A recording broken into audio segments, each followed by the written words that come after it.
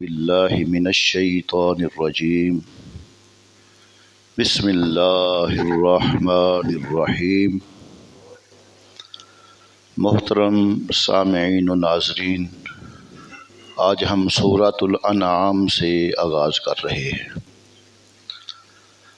اس کو سورہ انعام پڑھا جائے گا، انعام بعض دوست پڑھتے ہیں، وہ غلط ہوتا ہے۔ اس میں 20 رکوع اور 165 آیتیں ہیں۔ عربی میں مویشیوں کو انعام کہتے ہیں۔ اس سورت کا نام انعام اس مناسبت سے رکھا گیا کہ اس سورت کی آیت نمبر 136 اور 138 میں ان مشرکین کا رد کیا گیا ہے جو اپنے مویشیوں میں بتوں کو حصہ دار ٹھہراتے تھے اور خود ہی چند جانوروں کو اپنے لیے حلال اور چند جانوروں کو اپنے اوپر حرام سمجھنے لگے تھے۔ اس کی فضیلت کے متعلق حضرت انس بن مالک رضی اللہ تعالی عنہ سے روایت ہے،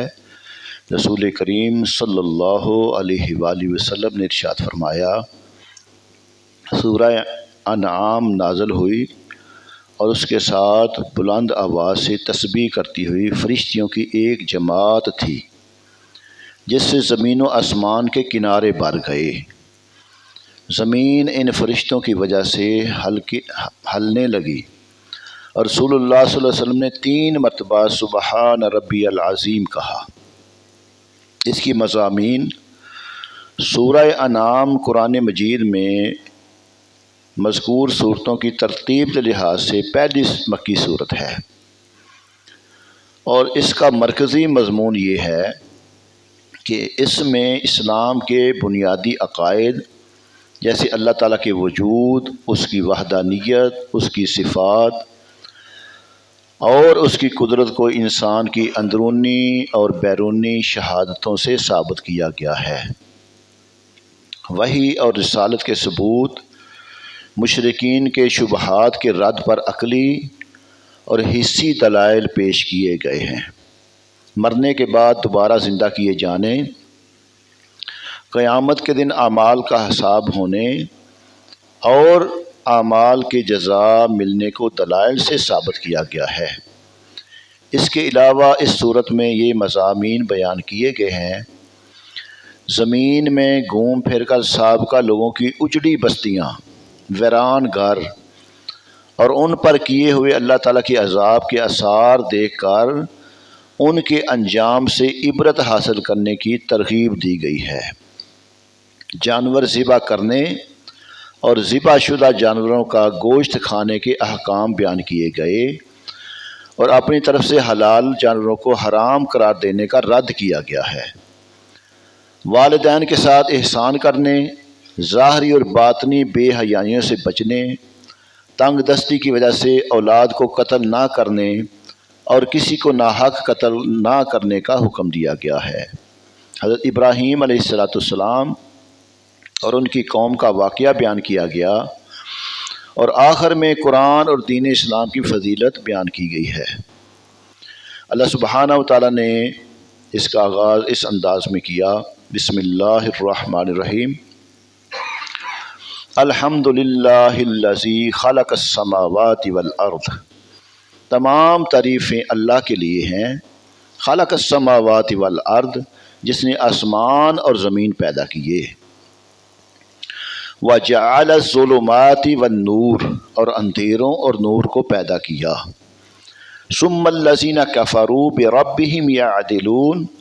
اور اللہ سبحانہ و تعالیٰ نے فرمایا پھر بھی کافر لوگ اپنے رب کے برابر ٹھہراتے ہیں۔ اس آیت میں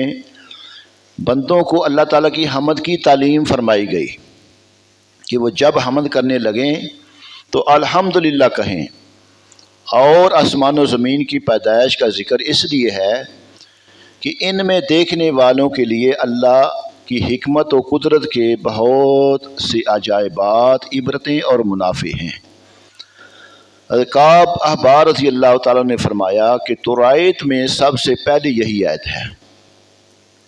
اور یہ جو فرمایا نا جعل الظلمات والنور،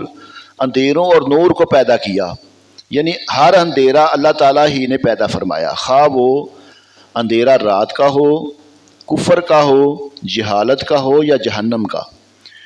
اور یوں ہی ہر ایک روشنی اس نے پیدا فرمائی، خواہ وہ روشنی دن کی ہو، ایمان و ہدایت کی ہو،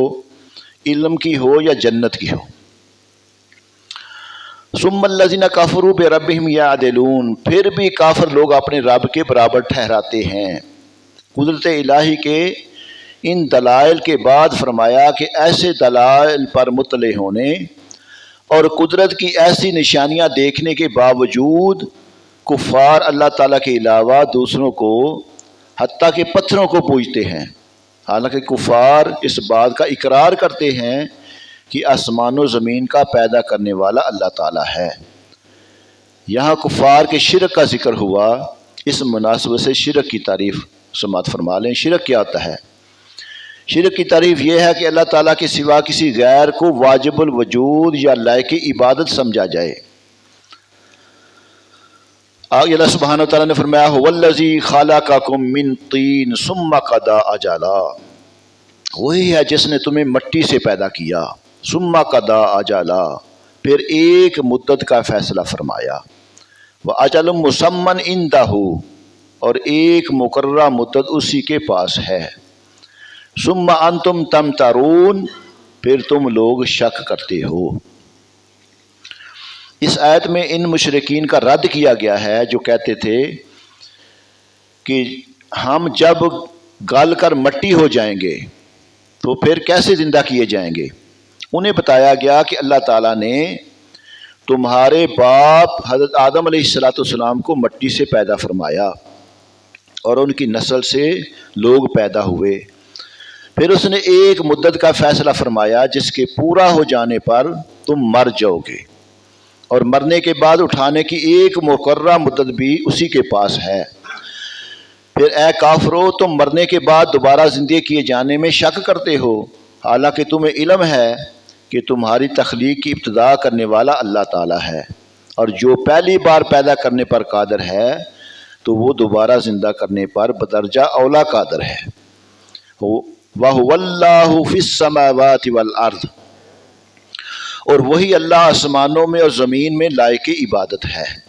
یعلم سرکم و جہرکم،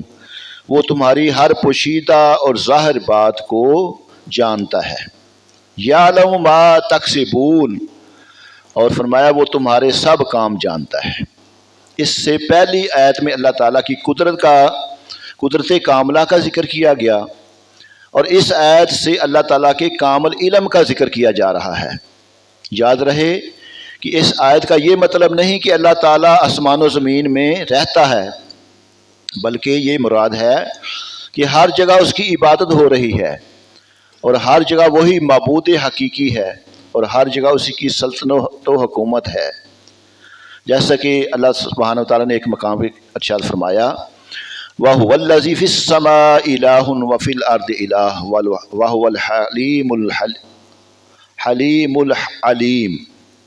وہی آسمانوں کا معبود ہے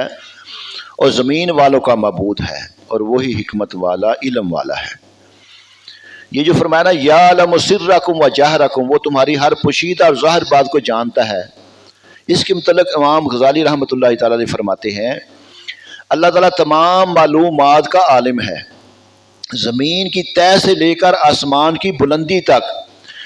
جو کچھ جاری ہے سب کا احاطہ فرمانے والا ہے، اور ایسا عالم ہے کہ اس کے علم سے زمین و آسمان کا کوئی ذرہ باہر نہیں جا سکتا، بلکہ وہ سخت اندھیری رات میں صاف چٹان پر چلنے والی سیاہ چیونٹی کے چلنے کی آواز کو بھی سنتا ہے، وہ فضا میں ایک ذرے کی حرکت بھی جانتا ہے، وہ پوشیدہ امور سے واقف اور دلوں کے وسوسوں، خیالات اور پوشیدہ باتوں کا علم رکھتا ہے، اور اس کا علم قدیم ازلی ہے، اور وہ ہمیشہ ہمیشہ اس علم کے ساتھ موصوف رہا ہے، اس کا علم جدید نہیں اور نہ ہی اس کے ذات میں آنے کی وجہ سے حاصل ہوا۔ وَمَا تَأْتِيهِم مِّنْ آيَاتٍ مِّنْ آيَاتِ رَبِّهِمْ إِلَّا كَانُوا عَنْهَا مُعْرِضِينَ، اور ان کے پاس ان کے رب کی نشانیوں میں سے کوئی بھی نشانی نہیں آتی مگر یہ اس سے منہ پھیر لیتے ہیں۔ اس سے پہلی آیات میں مشرکین کے اس کفر کو بیان کیا گیا جو وہ اللہ تعالیٰ کے ساتھ کرتے تھے، اور اس آیت میں مشرکین کے اس کفر کو بیان کیا گیا جو وہ حضور پر نور صلی اللہ علیہ وسلم کے ساتھ کرتے تھے۔ چنانچہ اس آیت کا خلاصہ یہ ہے کہ کفار مکہ کفر و سرکشی میں حال یہ رکھتے تھے کہ ان کے پاس جب بھی قرآن مجید کی آیات آتی ہیں یا وہ نبی کریم صلی اللہ علیہ وسلم کے معجزات دیکھتے ہیں تو وہ اس سے منہ پھیر لیتے ہیں۔ فقد کذبوا بالحق لما جاءہم، تو بے شک انہوں نے حق کو جھٹلایا جب ان کے پاس آیا۔ فسوف یاتہم انباء ما كانوا به یستہزئون، تو ان قریب ان کے پاس اس کی خبریں آنے والی ہیں جس کا یہ مذاق اڑاتے تھے۔ یہاں حق سے یا قرآن مجید کی آیات مراد ہیں یا تاجدار رسالت صلی اللہ علیہ وسلم اور آپ صلی اللہ علیہ وسلم کے معجزات، کہ جب بھی قرآن کی آیتیں یا نبی کریم صلی اللہ علیہ وسلم کے معجزات کفار مکہ کے سامنے آتے یا حضور اقدس صلی اللہ علیہ وسلم انہیں کچھ سمجھاتے تو وہ آپ صلی اللہ علیہ وسلم کو جھٹلاتے۔ اس پر فرمایا کہ ان قریب ان کے پاس خبریں آنے والی ہیں اس چیز کی جس کا یہ مذاق اڑاتے تھے۔ انہیں معلوم ہو جائے گا کہ وہ کیسی عظیم الشان خبر ہے اور اس کی ہنسی بنانے کا انجام کیسا خوفناک ہے۔ آگے اللہ سبحانہ وتعالی نے فرمایا الم یروا کم اہلکنا من قبلہم من قرن مکناہم فی الارض ما لم نمکن لکم، کیا انہوں نے نہ دیکھا کہ ہم نے ان سے پہلے کتنی سنگتیں کھپا دیں؟ کیا انہوں نے نہیں دیکھا کہ ہم نے ان سے پہلے کتنی قوموں کو ہلاک کر دیا؟ سنگتیں بھی اس کا معنی ہے اور اس کا معنی قومیں بھی ہے۔ انہیں ہم نے زمین میں وہ قوت و طاقت عطا فرمائی تھی، فرمایا نمکن لہم وارسلنا السماء علیہم مدرارا، کہ ہم نے ان کے اوپر موسلا دار بارش کا نزول فرمایا، وجعلنا انہارا تجری من تحتہم، اور ہم نے نہروں کو جاری کیا ان کے نیچے، فاہلکنا بذنوبہم، پھر ان کے گناہوں کی وجہ سے ان کو ہلاک کر دیا، وانشأنا من بعدہم قرنا آخرین، اور فرمایا ان کے بعد دوسری قومیں پیدا کر دیں۔ اس سے پہلی آیات میں سرزنش اور وعید کے ذریعے کفار مکہ کو اللہ تعالیٰ کی نشانیوں سے منہ پھیرنے، حق کو جھٹلانے، اللہ تعالیٰ کی نشانیوں کا مذاق اڑانے سے منع کیا گیا۔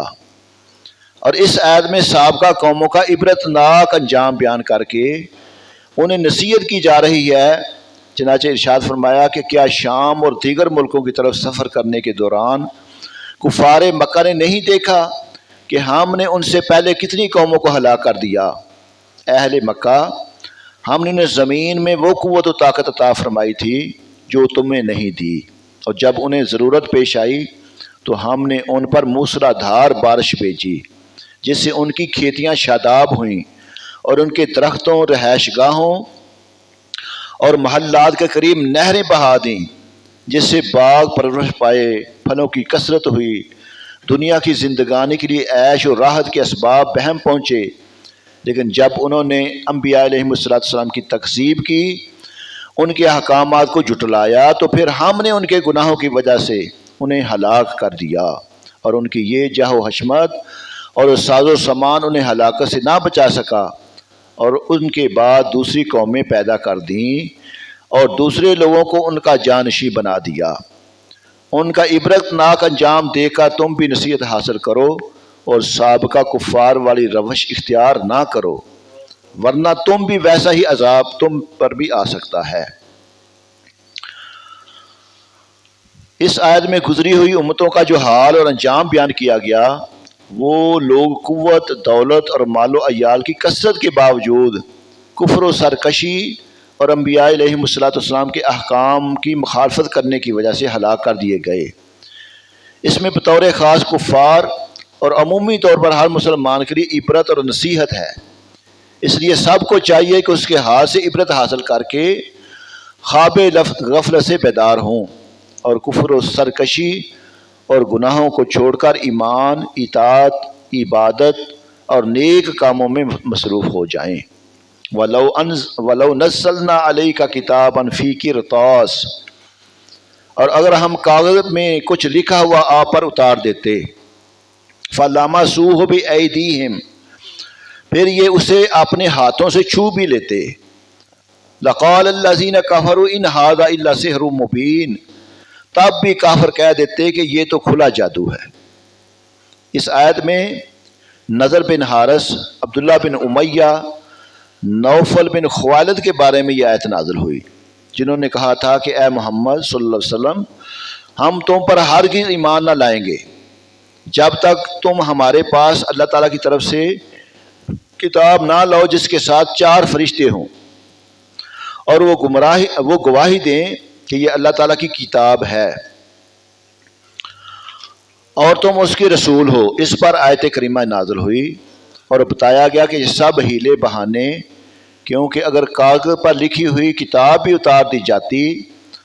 اور وہ اسے اپنے ہاتھوں سے چھو کر اور ٹٹول کر دیکھ لیتے تو بھی یہی کہتے کہ ان کی نظر بندی کر دی گئی تھی اور کتاب اترتی نظر تو آتی تھی لیکن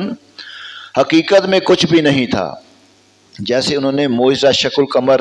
چاند کے 2 ٹکڑے بھی دیکھے اور بعد میں کہہ دیا یہ تو بڑا جادوگر ہے، نعوذ باللہ۔ وَقَالُوا لَوْلَا أُنزِلَ عَلَيْهِ مَلَكٌ،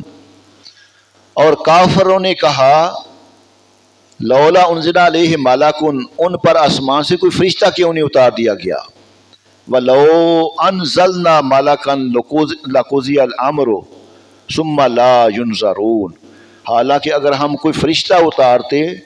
تو فیصلہ کر دیا جاتا، پھر انہیں مہلت نہ دی جاتی۔ یعنی مشرکین نے مزید یہ کہا کہ نبی کریم صلی اللہ علیہ وسلم پر آسمان سے کوئی فرشتہ کیوں نہ اتار دیا گیا جیسے وہ دیکھتے۔ اس پر فرمایا گیا کہ اللہ تعالیٰ اگر فرشتہ اتار دیتا اور کافر پھر بھی ایمان نہ لاتے تو اللہ تعالیٰ کا عذاب ان پر لازم ہو جاتا، کیونکہ یہ سنت الہیہ ہے کہ جب کفار اجتماعی طور پر کوئی نشانی طلب کریں اور اس نشانی کے ظاہر ہو جانے کے بعد بھی ایمان نہ لائیں تو عذاب واجب ہو جاتا ہے اور ہلاک کر دیے جاتے ہیں۔ چنانچہ اگر کافروں کا مطالبہ پورا کر دیا جاتا اور یہ پھر بھی ایمان نہ لاتے تو انہیں ایک لمحے کی بھی مہلت نہ ملتی اور ان سے عذاب مؤخر نہ کیا جاتا۔ وَلَوْ جَعَلْنَاهُ مَلَكًا لَجَعَلْنَا رَجُلًا، اگر ہم نبی کو فرشتہ بنا دیتے تو بھی اسے مرد ہی بناتے۔ وَلَبَسْنَا عَلَيْهِمْ مَا يَلْبِسُونَ، اور ان پر وہی شبہ ڈال دیتے جس میں وہ پڑے ہوئے ہیں۔ یہ ان کفار کا جواب ہے جو نبی کریم صلی اللہ علیہ وسلم کو کہا کرتے تھے یہ ہماری طرح بشر ہیں۔ توجہ سے سماعت فرمانا اس بات کو۔ اور اسی پاگل پن میں وہ ایمان سے محروم رہتے تھے۔ انہیں انسانوں میں سے رسول مبعوث فرمانے کی حکمت بتائی جا رہی ہے کہ ان سے نفع حاصل کرنے اور تعلیم نبی سے فیض اٹھانے کی یہی صورت ہے کہ نبی صورت بشری میں جلوہ گر ہو، کیونکہ فرشتے کو اس کی اصلی صورت میں دیکھنے کی تو یہ لوگ تاب نہ لا سکتے، دیکھتے ہی ہیبت سے بے ہوش ہو جاتے یا مر جاتے۔ اس لیے اگر بالفرض رسول فرشتہ ہی بنا دیا جاتا تو بھی اسے مرد ہی بنایا جاتا اور صورت انسانی ہی میں بھیجا جاتا تاکہ یہ لوگ اس کو دیکھ سکیں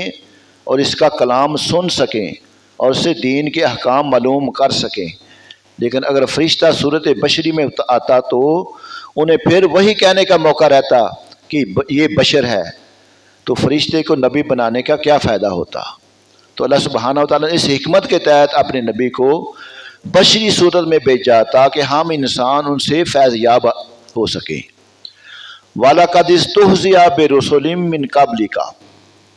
اور اے حبیب بے شک تم سے پہلے رسولوں کے ساتھ بھی مذاق کیا گیا۔ وَحَاقَ بِالَّذِي سَخِرُوا مِنْهُمْ مَا كَانُوا بِهِ يَسْتَهْزِئُونَ، تو وہ جو ان میں سے رسولوں کا مذاق اڑاتے تھے ان پر ان کا مذاق ہی اتر آیا۔ فرمایا کفار نبی کریم صلی اللہ علیہ وسلم کا مذاق اڑاتے جس سے حضور اقدس صلی اللہ علیہ وسلم رنجیدہ ہو جاتے، اور پر سرکار دو عالم صلی اللہ علیہ وسلم سے فرمایا گیا کہ آپ صلی اللہ علیہ وسلم سے پہلے رسولوں کا بھی مذاق اڑایا گیا، تو جو مذاق اڑاتے تھے ان کا نہایت بھیانک انجام ہوا اور مبتلا عذاب ہوئے۔ اس میں نبی کریم صلی اللہ علیہ وسلم کی تسلی و تسکین خاطر ہے کہ آپ صلی اللہ علیہ وسلم رنجیدہ ملول نہ ہوں۔ کفار کا پہلے انبیاء علیہ السلام کی یہی دستور رہا اور اس کا وبال ان کفار کو اٹھانا پڑا، اور اس میں مشرکین کو بھی تنبیہ ہے کہ وہ پچھلی امتوں کے حال سے عبرت حاصل کریں اور نبی پاک صلی اللہ علیہ وسلم کے ساتھ ادب کا طریقہ ملحوظ خاطر رکھیں تاکہ پہلوں کی طرح مبتلا عذاب نہ ہوں۔ اللہ سبحانہ و تعالی ہمیں قرآن پاک کے جو بھی اللہ پاک نے ہمارے لیے احکامات نازل کیے ہیں سمجھ کر عمل کرنے کی توفیق عطا فرمائے۔ الصلاۃ والسلام